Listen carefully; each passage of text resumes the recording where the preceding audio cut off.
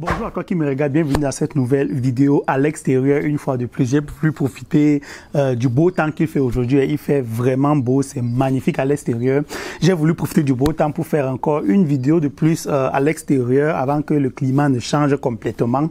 Et voilà, j'espère que tu fais déjà partie de la communauté Réalité Afro Business. Dans cette chaîne, je partage avec toi les résultats de mon entrepreneuriat. Je partage avec toi les résultats et l'expérience de beaucoup d'autres entrepreneurs aussi. Il suffit juste d'aller regarder les autres vidéos que j'ai publiées sur cette chaîne. Tu vas trouver des vidéos intéressantes qui vont sûrement t'aider à améliorer ton business, qui vont sûrement t'aider à enfin te lancer parce que tu vas comprendre, on démystifie beaucoup de choses ici. Tu vas comprendre que, voilà, entreprendre en Afrique, en fin de compte, ce n'est pas si, bon, pas difficile, mais ce n'est pas si mystique que les gens le disent. C'est aussi le but de la vidéo d'aujourd'hui. Je vais te montrer que les gens se focalisent plus sur un domaine et négligent souvent beaucoup d'autres domaines qui ne nécessitent pas forcément des grands investissements, mais qui rapportent autant que les autres domaines où les gens se focalisent. Qu'est-ce que je veux dire par là? Prenons l'élevage de porc. Plusieurs personnes, tout le monde veut se jeter, tout le monde se roule vers l'élevage de porc. C'est tout le monde qui est passionné par cette activité-là. Mais les débouchés de l'élevage de porc, personne ne s'y intéresse. Personne ne s'intéresse vraiment à savoir si tout le monde se lance en élevage de porc et que moi je choisis un secteur pour rendre service à ces éleveurs-là. Qu'est-ce que je gagne? Est-ce que ces secteurs-là existent? Donc personne ne s'y intéresse. J'ai fait une vidéo ici récemment, c'est même la toute dernière vidéo que j'ai fait ici, où je vous partageais mon expérience lors des premières ventes de porc que j'ai fait. Il y a eu beaucoup de surprises. J'ai donné tous les détails. À combien est-ce que j'ai vendu le porc? Pourquoi est-ce que j'ai vendu le porc à ce prix-là? Qu'est-ce que j'ai perdu? Parce que j'ai perdu aussi. Je veux dire, je n'ai pas gagné autant que je le pensais. Donc, pour cette première phase-là, j'ai appris beaucoup de choses. J'ai partagé les résultats de toute cette vente-là dans cette vidéo-là. Allez le regarder si ça vous intéresse et vous revenez sur la vidéo là pour comprendre vraiment ce que je veux dire à 100%.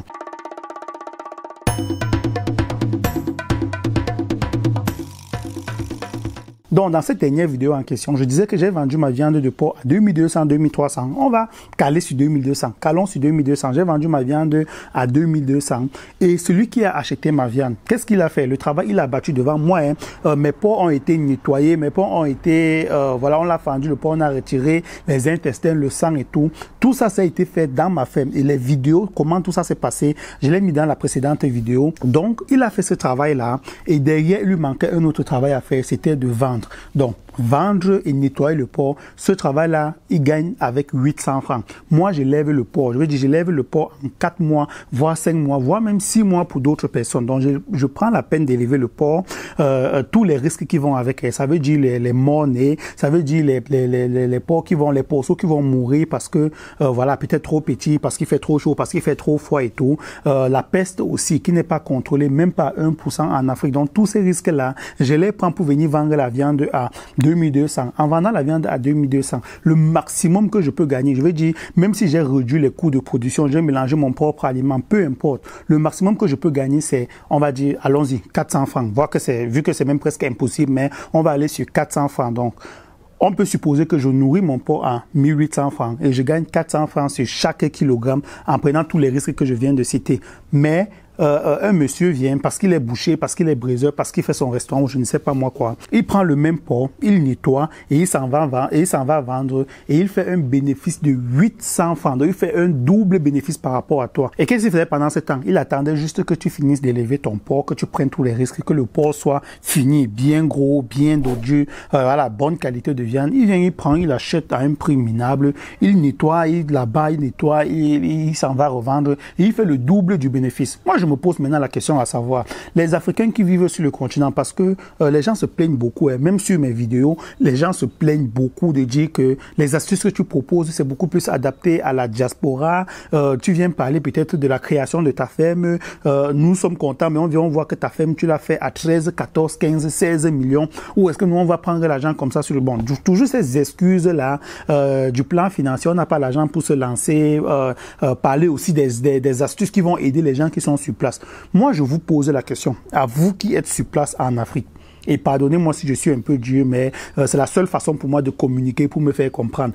est-ce que vous avez autant la flemme pour pouvoir vous emparer de ce domaine-là? Quand on regarde ici en Europe, les gars chassent le marché. En Europe, dès qu'il y a une petite situation où les gens sont un peu dans le besoin, tu vois comment des tas d'entrepreneurs vont se rouer sur ce marché-là. Je prends peut-être l'exemple du coronavirus. Lorsque le coronavirus est arrivé et qu'on a dit confinement, tous les gens étaient confinés, on a eu des entrepreneurs qui sont sortis. Tellement d'entrepreneurs seulement en Allemagne sont sortis, ils ont créé des services où ils devaient faire les achats pour vous, venir vous déposer à la maison. Et ils devaient gagner comme ça peut-être 4, 5, 6 euros par achat en fonction de la quantité de ce que vous achetez.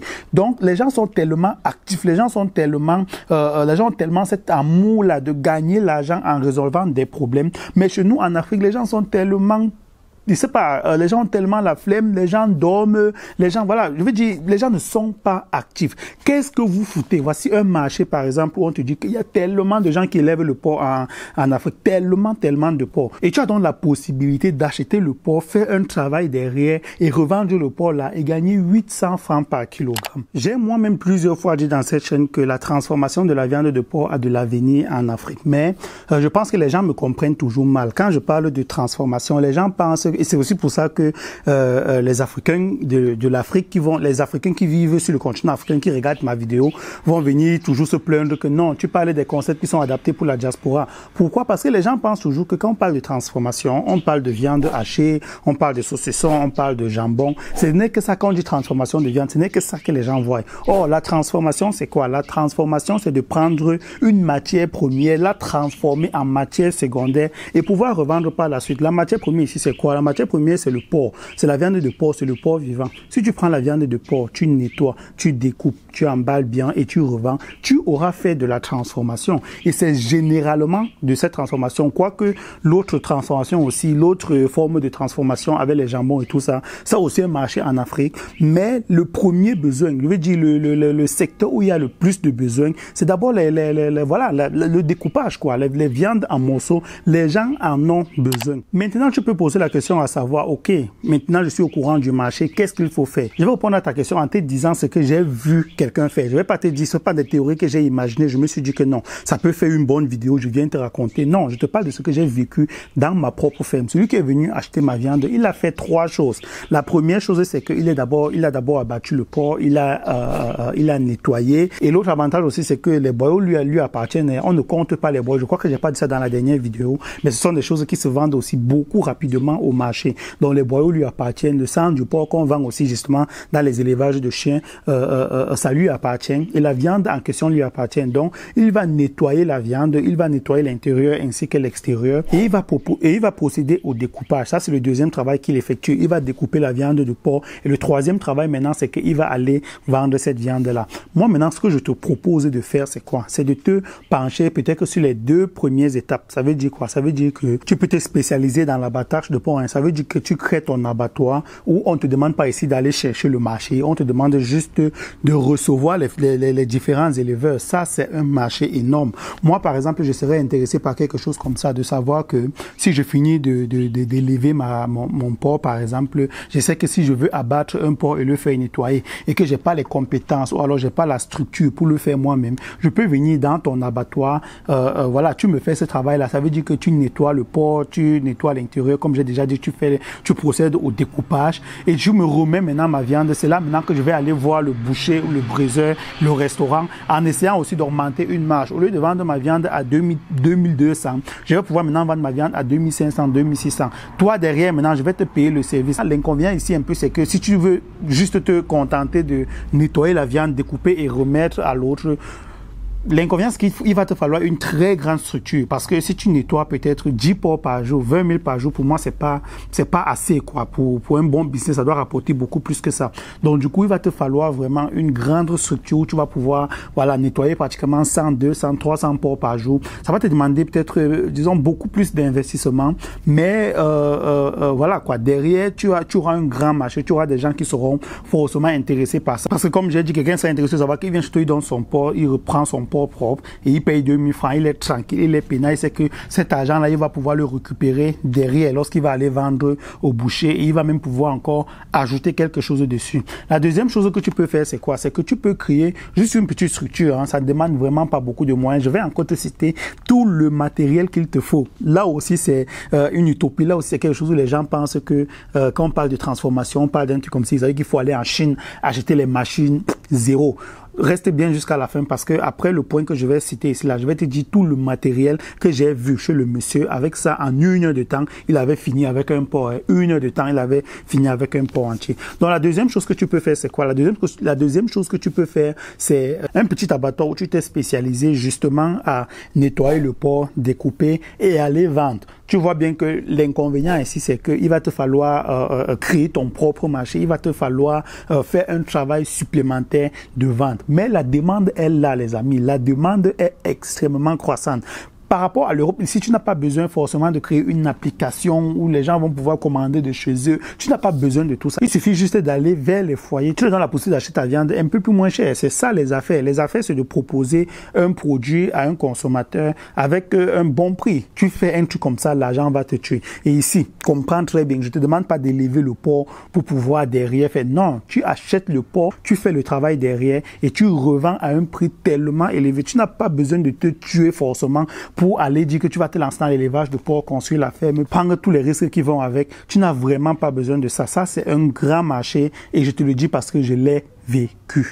Maintenant, dans la dernière partie de cette vidéo, je vais te donner comme ça en quelques lignes quel est le matériel dont tu auras besoin pour que tu comprennes que ceci ne nécessite pas forcément de gros investissements. Cela ne te demande pas aussi d'être importateur, exportateur ou je ne sais pas moi quoi. Tu peux commencer avec les moyens du bord. Tu peux commencer avec les moyens que tu trouves sur place. Il y a un très grand marché. Il y a vraiment suffisamment de marché pour tout le monde. Donc, la première chose dont tu auras besoin, c'est bien sûr, naturellement, l'abattoir. Tu auras besoin d'un emplacement où tu vas voilà, devoir exécuter ton découpage, exécuter voilà, le travail en question, quoi. La deuxième chose qu'il te faut, c'est voilà, en fonction du nombre de porcs que tu veux nettoyer par jour, il va te falloir une table. Et je vais te mettre ici en photo la table que j'ai trouvée dans un petit abattoir comme ça en Allemagne que j'avais visité récemment. C'était aussi justement un entrepreneur qui faisait dans ce que je vous avais dit. Il y avait, vous savez qu'en Allemagne, les gens pratiquent aussi beaucoup la chasse. Donc lui, s'est spécialisé, il a créé son abattoir où quand les gens partent chasser les antilopes et tout ça là et que les gens reviennent chez lui, il se permet de nettoyer, de couper, emballer et leur remettre. Et on le paye pour ça. C'est tout. Et c'est de la même chose que je suis en train de parler aussi en quelque sorte dans cette vidéo. Il va te falloir du matériel de découpage, quoi, un bon couteau, de la hache, voilà, tout ce qui va avec, tout ce qui va te permettre de découper ta viande. Quatrième chose, c'est le chalumeau et bouteille à gaz. Le chalumeau, c'est quelque chose de très très pratique parce que ça va te permettre comme ça de pouvoir retirer tous les poils qu'il y a sur le porc. L'inconvénient ici, c'est quoi? C'est qu'il va derrière te falloir, vu que tu utilises le gaz, hein, vu que le chalumeau fonctionne avec le gaz et du feu, il va te falloir derrière, voilà, bien nettoyer encore la viande pour pouvoir chasser l'odeur du gaz qu'il y a dessus. Ensuite, il va te falloir un personnel qualifié. Une petite anecdote, c'est que quand je suis parti voir voilà, cet entrepreneur-là qui a son abattoir et tout, lui, il me disait que je ne sais pas si en Afrique, tu vas pouvoir faire ça parce qu'il faut faire attention, il y a une manière de découper la viande, il y a des techniques et tout et tout. Moi, je lui disais, mais tu prends des Africains pour des singes, des ratons lavés ou bien quoi, je sais pas. Les gens ont leur propre technique. C'est pas parce qu'on ne fait pas comme en Allemagne ou alors c'est pas parce qu'en Allemagne, vous avez une technique tellement poussée, tellement avancée que ça doit être fait que comme ça. Si tu vois un boucher travailler en Afrique, toi-même tu seras stupéfait, tu seras vraiment surpris parce que les gars en Afrique ont leur propre technique et ils sont très très très performants. La dernière chose qu'il va te falloir, bien sûr, c'est le marché. Et le marché en Afrique, c'est, je veux dire, tant que, comme il y a tellement la demande, le marché n'est pas quelque chose qui te nécessite beaucoup d'efforts. C'est pas quelque chose il va te falloir faire des tableaux Excel, des présentations PowerPoint ou je ne sais pas moi quoi. Il suffit d'aller vers le marché, va vers le consommateur final, propose tes produits, tu verras comment tu vas vendre. C'est ce que moi-même je vais faire. C'est juste que j'ai pas encore eu la possibilité d'être au Cameroun pour une assez longue période où je vais faire ça et vous partager justement les résultats de cette expérience-là. Voilà, c'est un peu ce que je voulais partager avec vous dans cette vidéo. J'ai vu un marché qui n'était occupé où personne même ne s'intéressait, qui est la transformation de la viande de porc. Tout le monde se roule seulement vers l'élevage de porc, alors que derrière, on a aussi un gros marché qui est la transformation, que les gens en Afrique pourraient même s'en saisir. Ils n'ont pas besoin de beaucoup de moyens. Les gens peuvent même acheter le porc et faire la transformation à la maison. Je veux dire, chez eux-mêmes. Il suffit juste d'avoir un bon endroit qui est dédié à cela. Et voilà, derrière, ils vont pouvoir se dégager des bénéfices. Moi, je rêve d'une Afrique prospère. Je rêve des Africains tellement actifs. Je rêve des Africains opportunistes qui sont prêts à saisir chaque occasion, qui regardent chaque problème et pensent en business, pensent qu'il pourrait être la solution et cette solution-là pourrait leur apporter beaucoup d'argent. Je rêve aussi d'une diaspora active. Je rêve aussi d'une diaspora qui ne se contente pas d'envoyer l'argent en Afrique. Si tu es en Europe et que tu vois une façon de faire en Europe, pourquoi tu n'en parles pas autour de toi? Pourquoi tu n'incites pas les gens autour de toi à être aussi des solutions pour les problèmes qu'on a au pays? J'espère que la vidéo t'a plu. Je serais tellement content si, comme d'habitude, tu écrivais ton avis dans les commentaires parce que vous avez déjà remarqué tout ce que vous écrivez dans les commentaires. Je vous lis. Je ne lis peut-être pas tous les commentaires, mais je vous lis et ça m'aide aussi justement à pouvoir adapter mes contenus en fonction de vos exigences, en fonction de vos besoins. Merci de m'avoir suivi. N'hésite pas à liker la vidéo pour que YouTube puisse proposer mon contenu à plusieurs autres personnes que cela pourrait les aider. N'hésite pas aussi à partager la vidéo autour de toi pour pouvoir aussi conscientiser les jeunes qui sont en Afrique qui peut-être dorment sur leur oreiller et qui pensent que l'État devrait être la solution à tous leurs problèmes. À la prochaine dans une nouvelle vidéo sur Réalité Afro Business. Ciao.